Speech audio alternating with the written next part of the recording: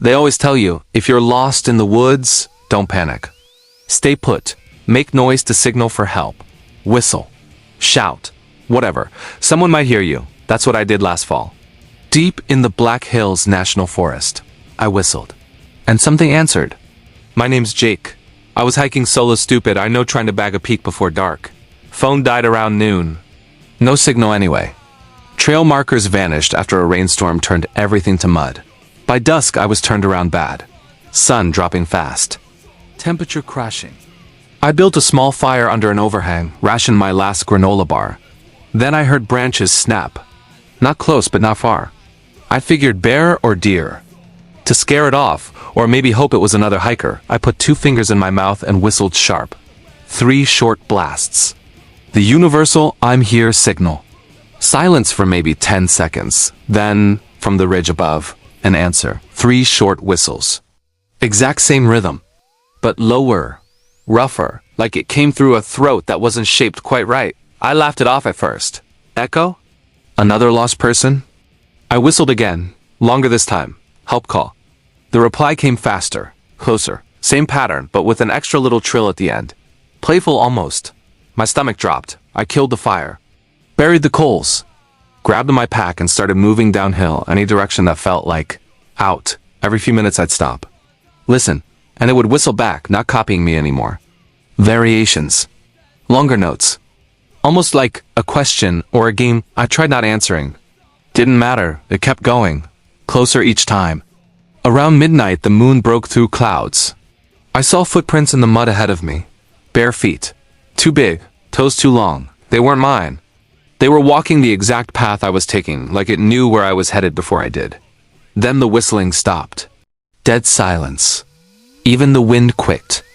I froze. Something moved in the trees to my left. Tall, thin, shadows stretched wrong by the moonlight. It didn't walk. It unfolded, like legs that bent backward at the knee. I ran. Branches tore at my face. I tripped over roots, kept going. Behind me, the whistle started again. Not loud, soft, almost gentle. Right at the edge of hearing. Like it was right behind my ear. I burst into a clearing, old hunter's cabin, boarded windows. Roof half caved, door hanging open. I went inside. Barred the door with a rotted beam. Hid in the corner, knife out. Minutes passed, maybe hours. Then, scratching, slow, deliberate, on the outside wall, circling the cabin. It found the door, pushed, the beam creaked, held. Then the whistling again. Right outside. Soft. Intimate. It mimicked my voice. Not words. Just my own breathing pattern.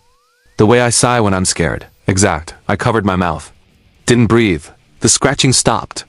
Then from inside the cabin behind me a new sound. A low, wet chuckle. I spun. Nothing.